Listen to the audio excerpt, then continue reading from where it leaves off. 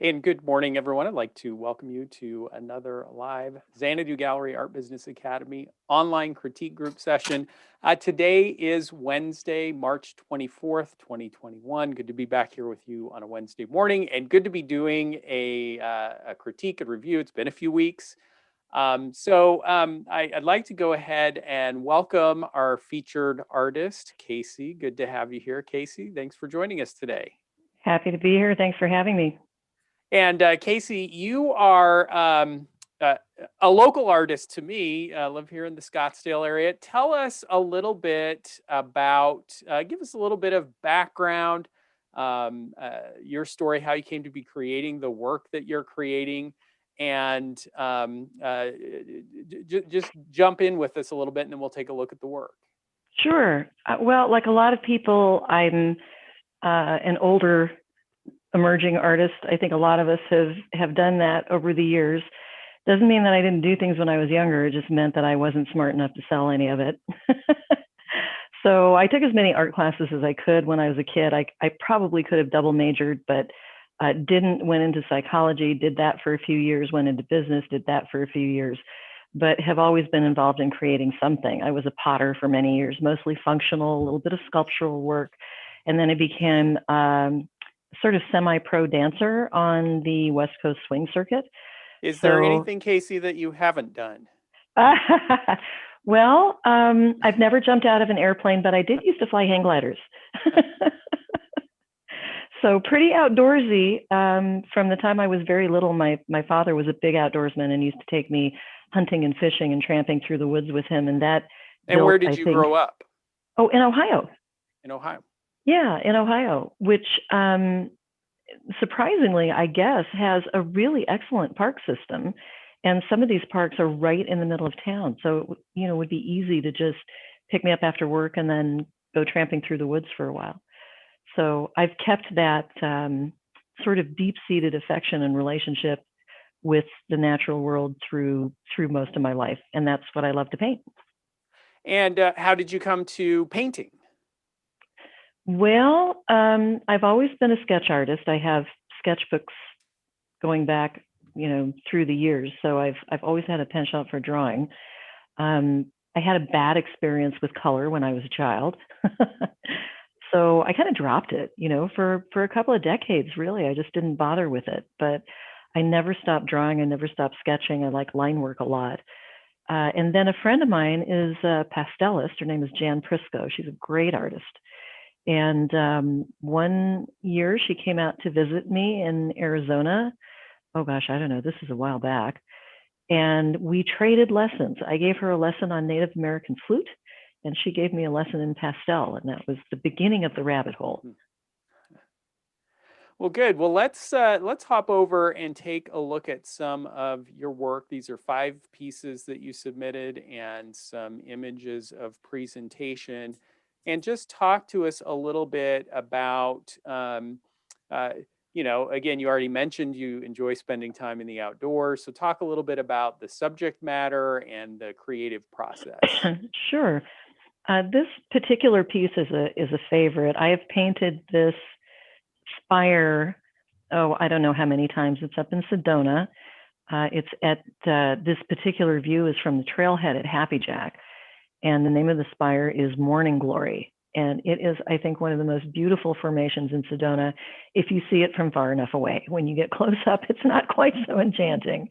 I painted this last year, 2020, so it's a more recent piece. And that was part of the Sedona Plein Air Invitational. So they did that for the Year of the Woman. I was one of the women that was invited to participate. I'm happy to say we're all going back this year because last year was kind of a bust. We weren't able to do anything live. It was all virtual. This year we'll be live again.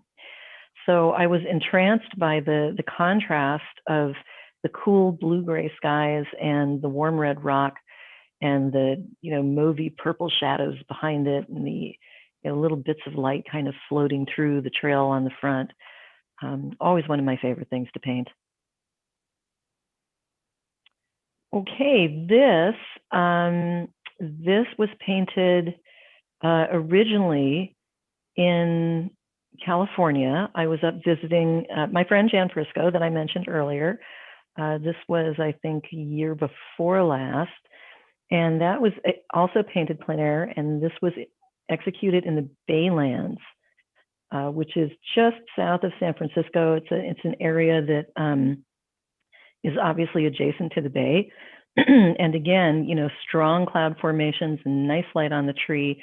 I love a strong diagonal. So I like how the land comes down and the trees kind of lean a little bit to compensate, makes a nice X and creates a kind of a strong focal point for me right there on the side.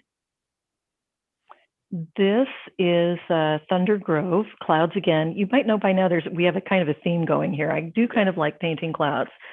This was a piece that sold at the Mountain Oyster Show. That was last year. Again, it was taken, the photograph was taken that same trip with Jan up in the Baylands. It's the same area, a different grove of trees from a little further back, but the thunderheads were just astonishing. I mean, it was a really, really beautiful composition. And I decided to do something a little risky and centralize the composition in the right half of the painting. And your eye just kind of swoops across it and lands right there, which to me, sort of psychologically at least, gives some of the feeling of the movement of the wind and the breeze that we had that day. This was actually painted in studio. This was not a plein air piece. That was done in my studio here. What's kind of your breakdown and approach? How much work is done in plein air versus studio work? Well, before COVID hit, it was a majority of plein air. After COVID, I didn't go out as much. Last year in July, I also had a hip replacement. And then in December, I had foot surgery. So I lost a few months. Yeah, I was kind of immobile. There was no trail hiking for me. I'm just starting to get back into it. So yeah, I had to kind of take it easy there for a while. This is, I still have this piece actually. I think it's right. Yeah, it's right behind me. This is a piece that was actually painted by permission from a photograph that a friend of mine took. She was walking down the canal in Scottsdale, and there were just some crazy, beautiful skies. I apologize. I see we have a little glare down there on the bottom right. I was just really struck with the cloud structure, and again, the warm, cool juxtaposition and the dynamic movement of the clouds. This was actually done as a demo originally for one of our local art leagues. And talk to us about the scale of the work that you would typically do. We're seeing here, again, obviously with plein air work, you do run into some scale limitations of what you can traipse out into the field. So what is kind of the range of sizes that you would typically be working in? Plein air, I will often go out and do a 5x7 study or 2 or 3. Sometimes I'll go, as big as 12 by 12 or 11 by 14. Generally, plein air, I don't go much bigger than that. I know there are people out there. Cynthia Rosen goes out and paints these, I call them BAPs. I'm sure you can do the math on that. And they're huge. And she does it with palette knife and she just whips it out. I feel like I get a little out of control if I go that big outdoors, so I keep it to that scale. Inside, I'll go a little bigger. I've got a 12 by 36 on the easel right now. This is 12 by 18. I do 24 by 24, 30 by 30. I think the biggest piece that I have done, and it's still being executed, is a 4 foot by 5 foot that's hanging out. It's in my living room, keeping my cat company right now. Good. Yeah. Okay. But, and then we've got, I've got one more, Desert Skies. Oh, yeah, I'm sorry. The title on this is not correct. That should be titled Charlie's Raven. That's me. I think that we probably switched that around. Okay. Yeah, that's a raven painting that I did. I have a friend, Charlie Alalkoy, and he's a wonderful photographer. He gives me almost blanket permission to paint anything that he shoots. And he has been a faithful collector. He's collected quite a few paintings of mine. His wife actually saw this. I had done this painting in watercolor initially, and his wife saw it and wanted to buy it for him for their anniversary, but this was a legitimate anniversary request. Oh, right. Yes, we've all gotten those We've all emails, right? gotten those emails. Your work is so intriguing.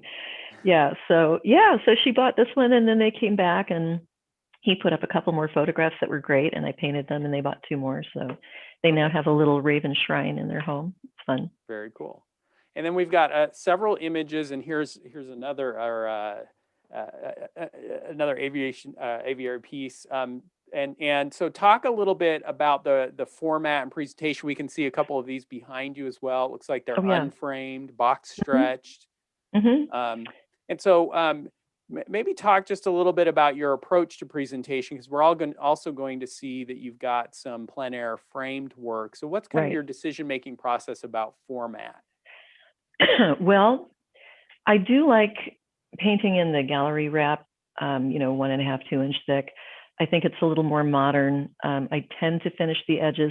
If it's a smaller piece, sometimes I'll just paint the edges, or it's kind of, from what I understand, kind of becoming popular now to just, if you're painting on cradled birch or whatever, just leave the edges plain and give it a nice finish. So I'll probably start experimenting with that soon. I've got some shows coming up. These, typically if I have something on a stretch like this, I'll wire it as you see, although I do like D-rings. I prefer that to the eyelets, but if you want it to sit, really flat to the wall, you have to recess it, and it can be a little challenging to get those D-rings in there. So it depends on what I have in stock, in my hanging box. The plein air pieces, I tend to buy frames, if I can, that are floater frames like this one. So the piece, you'll notice, kind of sits inside the frame. It's not covered by the frame. You can see the whole piece right up to the edge.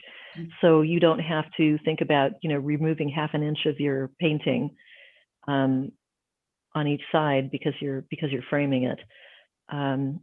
These 2 frames, the last one that you saw and this one, are both from King of Frame, Randy Higbee. He makes a nice frame. They're not terribly expensive. This is another plein air piece that I did, and that was up in Prescott. And there you can see the D-ring on the back.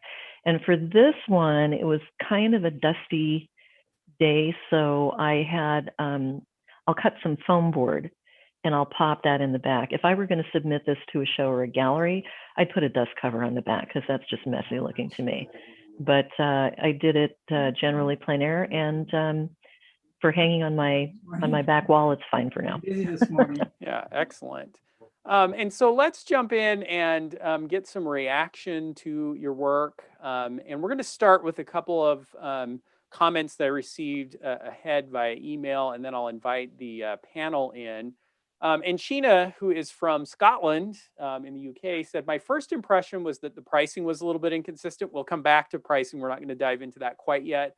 I wasn't sure if her interest was mountains, skies, or birds, or is it just nature? I now wonder if I'm being influenced by being told that working in a cohesive collections is desirable.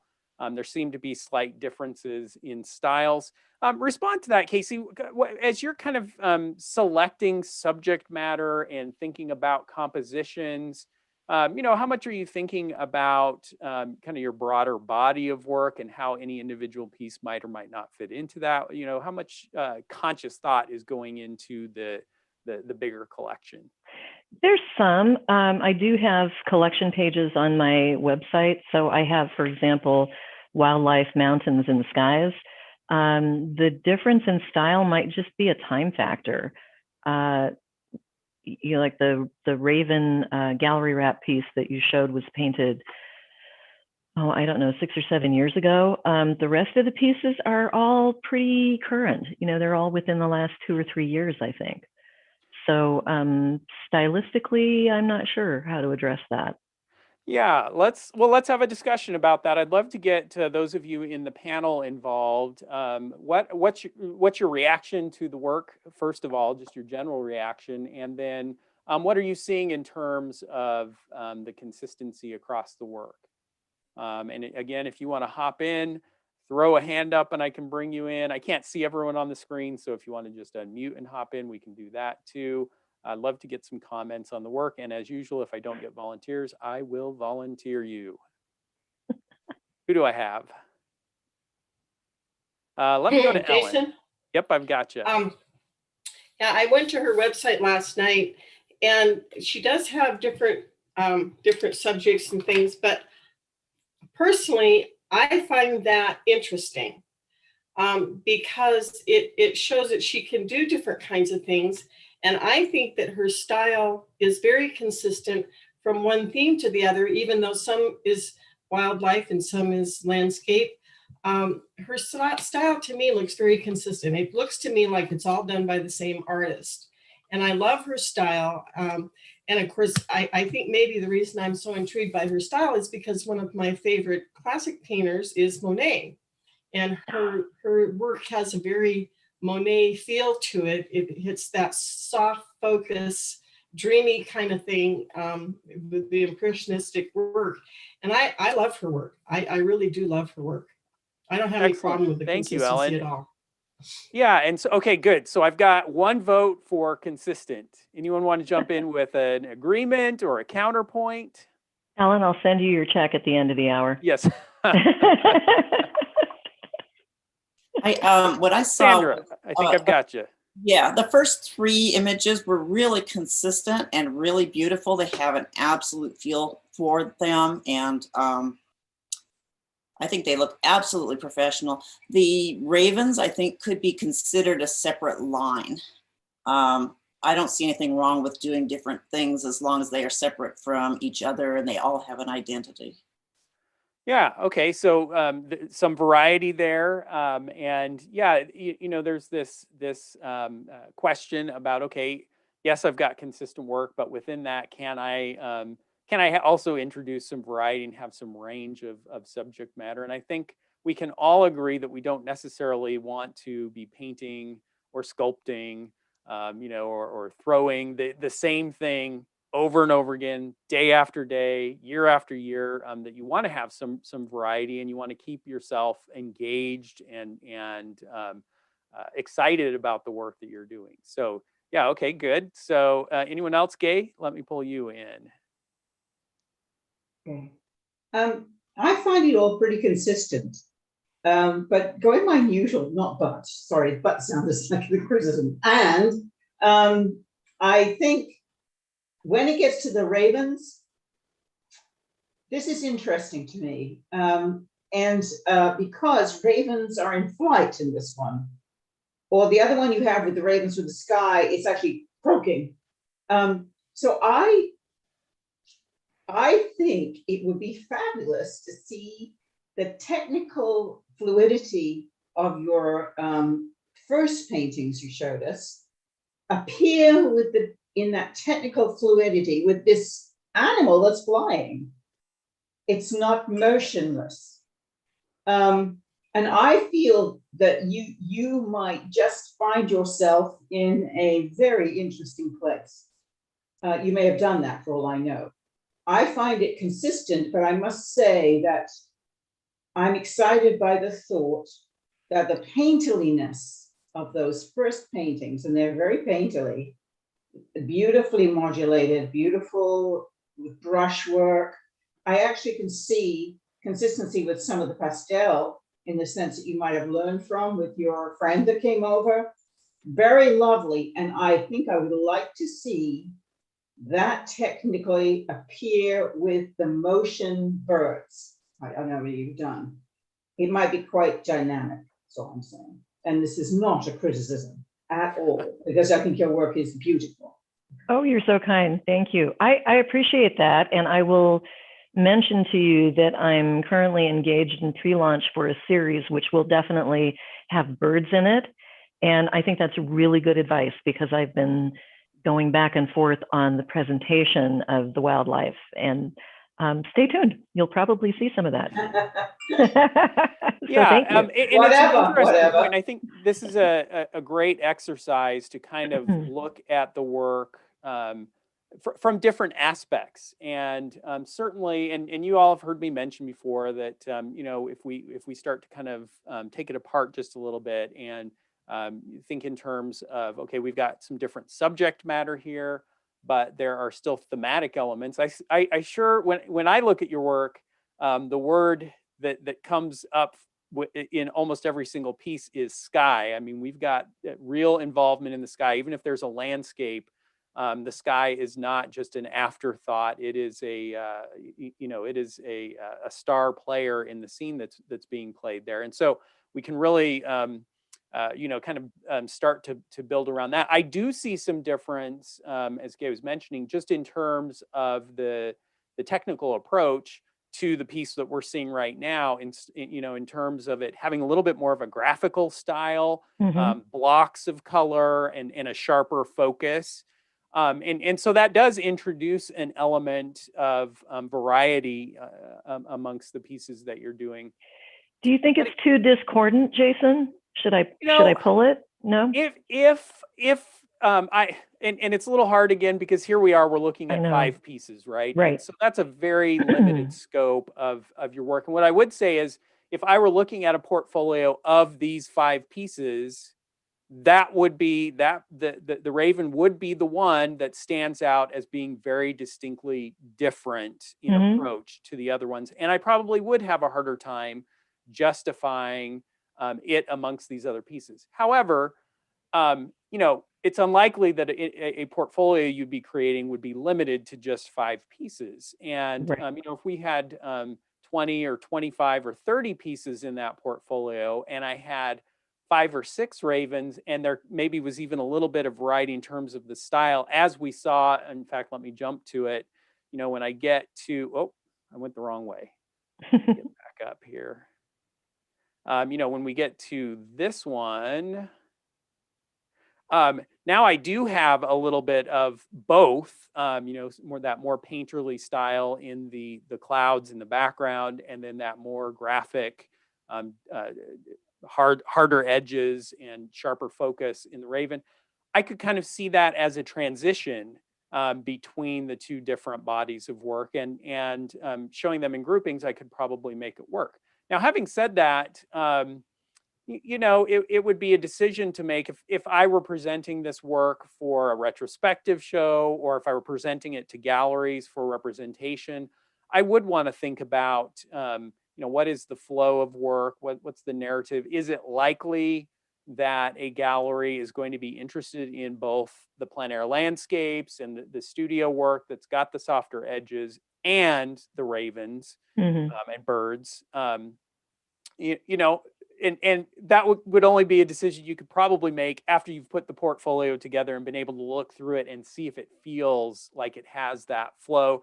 And if the answer is, it's just a jump, it feels a little bit jarring as I move from the landscapes to the, and maybe we can take it this way too, is that we also see a pretty distinct transition between presentation, right?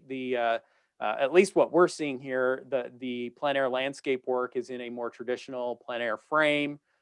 These pieces are in a more contemporary setting. And so it's likely that the audience and the resultant venues that you'd be showing these in might be different venues. And so it might make sense to have 2 distinctive portfolios of those works.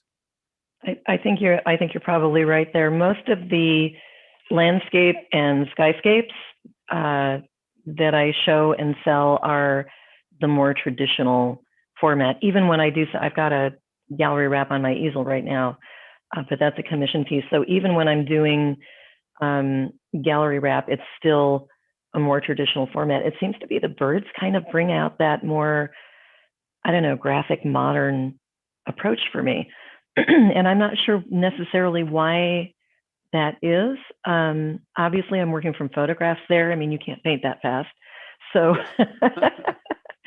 so it might just be that I'm taking a little more time to analyze it, or, I don't know, maybe I just finished reading another blog by Gurney before I did the painting that day.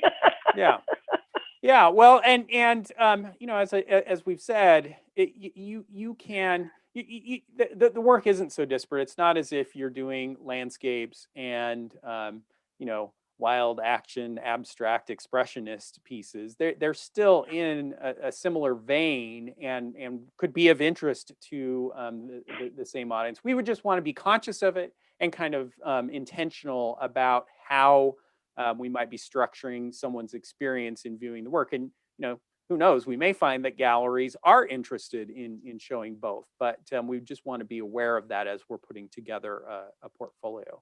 Anyone want to jump in on that conversation and any thoughts or reflections that you have about, we beat on this drum a lot about consistency, and sometimes the best way to talk about it is to see some variety. Patricia, I think I see I've got you with a hand up. It should be asking you to unmute there. If you'll click on the red microphone at the bottom of you, there we go. Yes, Gotcha.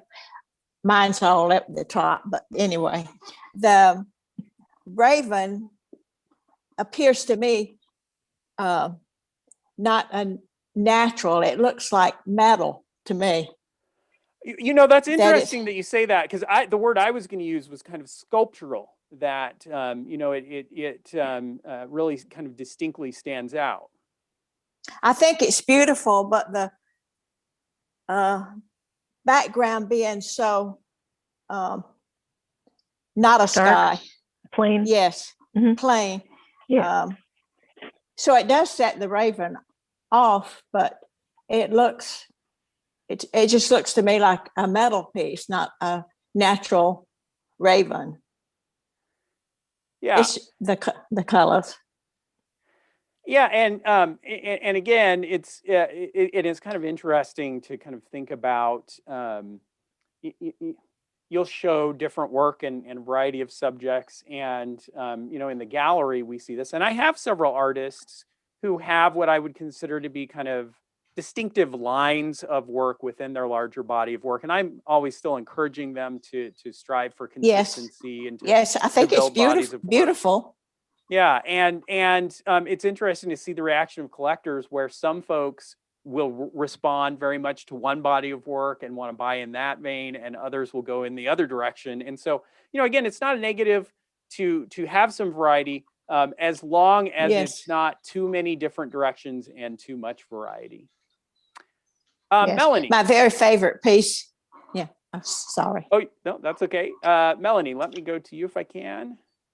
Okay. I agree with what Patricia just said, and although I like the painting, with the crow, going back to that painting with the skies and the crow just kind of inset in there, it could be interpreted as very contemporary, because the image of the crow with the square, border around it just jumps off the canvas. Yeah. But I agree with Patricia. I like it, but I'm not sure it fits with the looseness of the way the clouds are painted and then the way the crow is painted.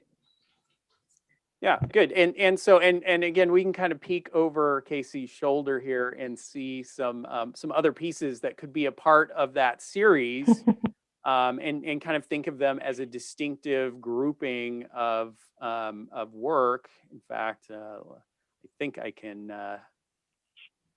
I do see that in the background there. On yeah. her wall. So yeah, certainly a consideration. And what's also interesting to think about is that as you get your artwork out into the marketplace, it's possible. Well, Patricia, this is for you. There we go, another one. So again, and it almost creates a more abstract effect, yes, with the composition.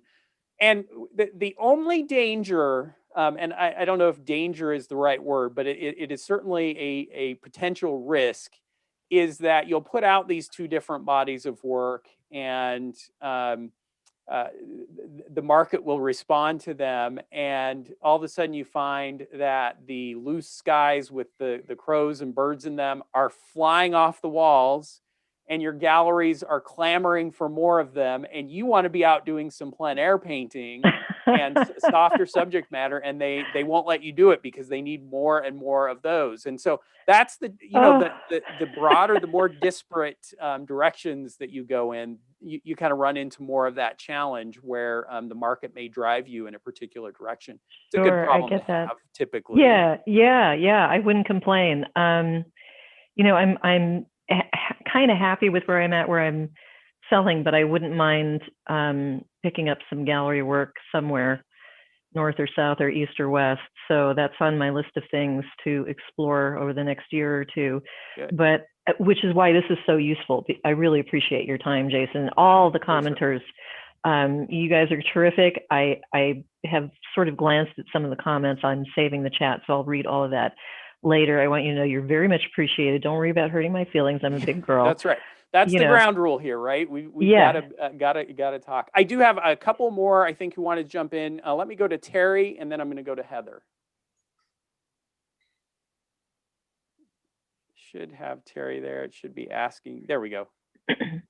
Yeah, I think we share a common dilemma in not just subject matter, but the stretch of subject matter. And my question is really a question. I don't feel like the ravens deviate from your other style as much as some of the others do.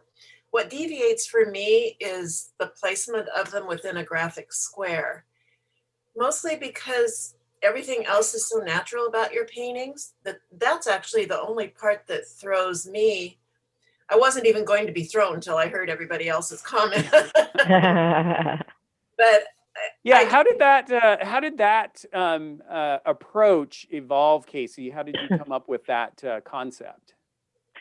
Well, it was just a sort of inspiration, I guess. I mean, I hate to use that word because, you know, the old saying, you get inspired when you're found working.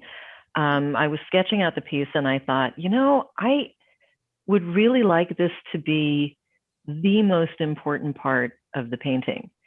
And how am I going to do that? And what am I going to do to make it a little different? And I want to modernize it a little bit. And I wanted to introduce, you know, some geometry and a graphic element. And I ended up doing a little series like that. The two square paintings, there's one behind me with a bird in a square. I don't know if you guys can see that. It's on the wall back there. It's flying with an egg in its mouth, a golden egg. That one's called Inspiration, and that lives in my studio. I won't sell that one. I like it too much. So it just became a way to explore that juxtaposition and to explore, you know, the meaning of that. So I did the flying bird with the egg, the skies and the trees and the grasses behind her are sort of cloudy and a little bit storm tossed and not very clear, but her space is very clear and very well delineated.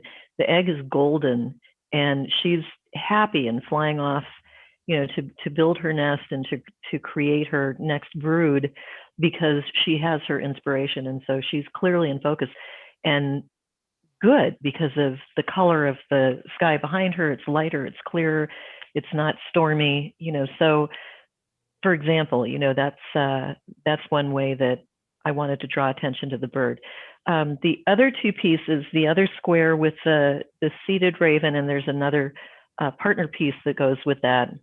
One is called The Seeker and one is called The Call. And those two are meant to hang together. And so I isolated the ravens there to create a partnership between the two pieces and also to rather than just putting a bird in the sky, you know, when you see a bird in the sky, they're usually, you know, they're little, they're a long way away, and you can't, unless you've got, you know, binoculars, you can't really see them. So I wanted to bring the bird in close, but still have the feeling of distance and expansiveness of the sky behind it. So that was my solution for that, along with the geometry and creating a sense of modernity and all of that.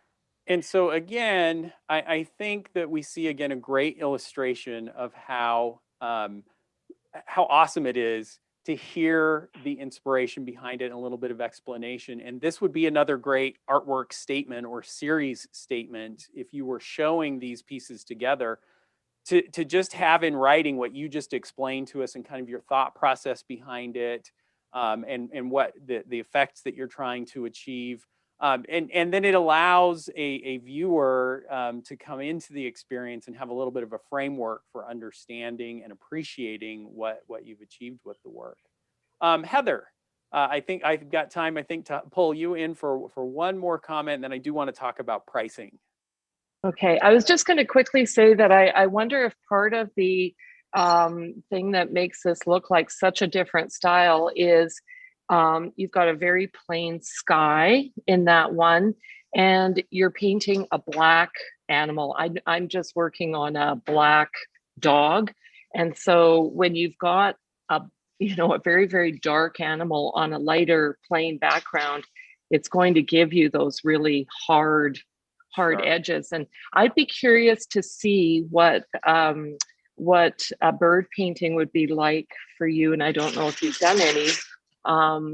Sorry, I've got some noise here in the background.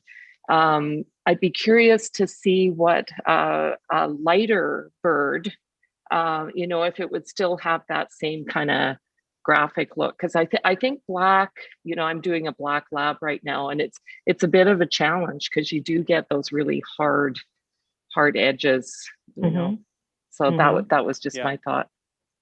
Well, clearly another trip to California is in order. I need to find some seagulls. Yeah, there you go. Yeah. Or send your photographer friend. Yeah. Oh, yeah, he'd be good at that. Thanks, Heather. Yeah. Yeah, great conversation. Let's talk pricing though, Casey. Tell us a little bit, and just kind of what your approach has been to creating a value for the pieces, how the work has sold, and kind of your marketing approach. Let's switch gears a little bit and talk about the business side of things. Sure. My pricing has been creeping up. It's driven, I think, as much by market demand as anything else.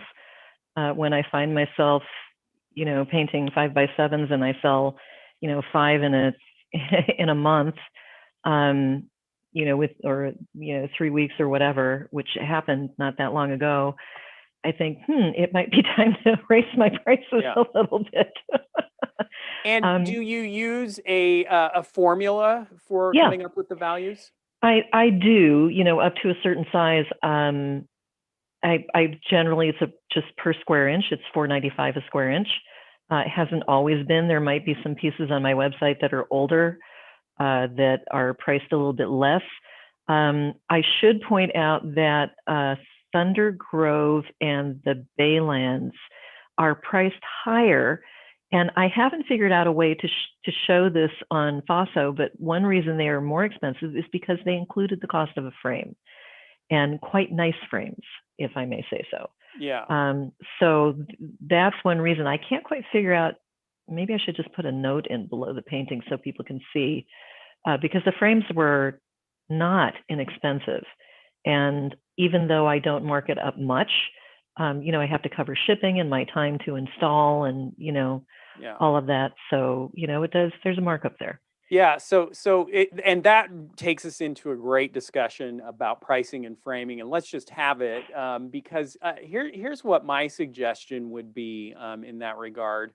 And this is easy for me to be a little bit flippant about because I'm not the one who has to do the framing or pay for the frames, but my suggestion would be, if your aim is to be showing the work in galleries and kind of have that steady relationship, I would encourage you to be striving for a consistency, not only in the work itself, but also in the presentation and framing, both in terms of the styles of frames, but also in terms of the investment, kind of the quality of those frames, so that you can then have a consistent pricing structure across the work. And kind of the importance of doing that would be, it may never be an explicit question that a collector would have, but it certainly could be implicitly underlying some doubt that you might introduce, where I might say, okay, Casey, you've told me that these two pieces have beautiful, gorgeous, expensive frames on them. Why don't the other pieces, some of which I like better, why don't they deserve and warrant those more expensive, beautiful frames? What's wrong with them? Why aren't you as excited about them as you are these pieces? Like I say, that may never come out as an explicit question, but it does raise that if you've got any inconsistency in values across work, especially if there's some works that are the same sizes and there's some inconsistency in pricing to the point where you have to write a note or explain it in a gallery, then you're going to run into complications in the sales process and potentially raise doubts. And so anything we can do to smooth those out, and I might even say, if you can find, or you do find that some of your frames that cost you less still create an effect that you want to achieve on Mhm. certain pieces, that you just go ahead and raise the prices on those to bring them in line with your most expensive presentation. And you're just going to experience a little bit different profit margin from piece to piece. But you eliminate the, that potential doubt in a collector's mind. And, you know, most viewers are not going to have a sense of, hey, wait a minute, this frame looks like it's cheaper than the other frame. Right. If they are saying that, then we've got a different problem we need to solve. Right. Well, yeah, and cheap is relative. I mean, even Yeah. the cheap frames that I have are I think quite nice. They're again, most of them are Randy Higbee frames. I have, I think, some from Montgomery or San Diego. I don't know, but they're all nice frames. Some are nicer than others. I have one piece which is not in the studio at the moment. It's out in the other room that has a frame on it. It's a 6x8, and the frame is almost $300. Yeah. So, I mean, that's a big jump.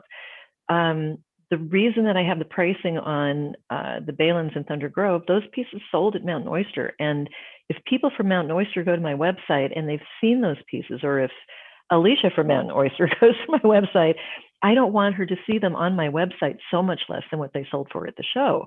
Yeah. So I think, at least for something like that, I need to make some sort of annotation and mention that they went out nicely framed, and that Or just or bump up the prices of all of the work to bring it in line.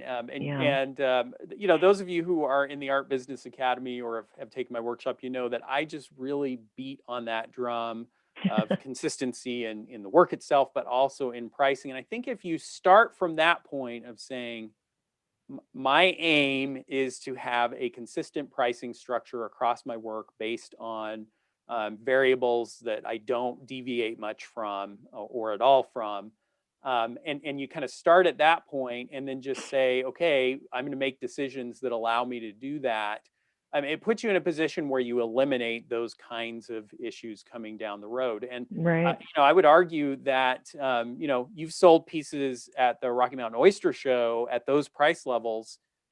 You could sell them at those same values at the right galleries, and you've proven the concept that your work can sell at those price points. And so I would then just be pushing to be putting the work into venues that can sustain that higher value. And we want to respect the work, and we also want to respect the collectors who have purchased at those values. And so we just want to Absolutely. iron out any of those deviations. So Jason, let me ask you, for if I wanted to continue to show unframed pricing, which 90% of my website is unframed pricing, would it make sense to just remove the price on the pieces that have sold that are framed?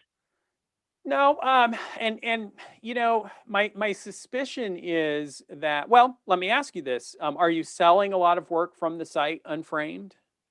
A fair bit, yeah. Yeah.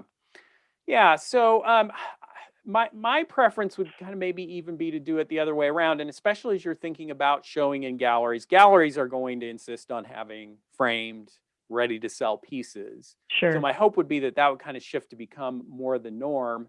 Mhm. And what I would then do on the website is I would bring all of the work up to the framed value, but then as you're selling it, mention that this one is not framed, therefore there is a $200 framing allowance for this piece. In other words, kind of Gotcha. look at that as a price reduction rather than increasing the value on the other works. I would suspect you would find that even online, most of your buyers, their preference would be to be able to buy the piece completed, framed, and ready to hang. And that it might boost your online sales to be offering the work that way.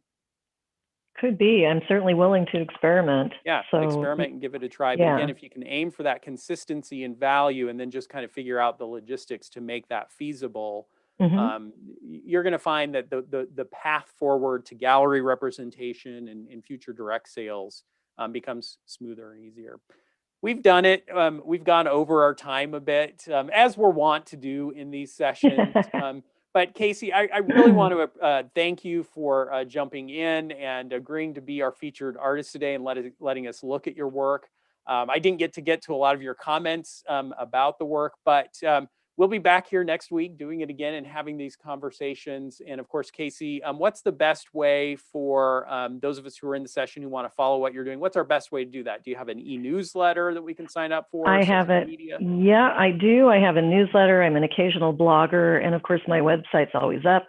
I'm on Instagram. I'm on Facebook. All you need to do is enter my name and all that nonsense will appear, courtesy of At Uncle your Google. fingertips. Yes, indeed. Excellent. Well, thank you, Casey. And thanks everyone for joining us. We'll see you next week. Thank you so much. And thank you for all the comments. Thanks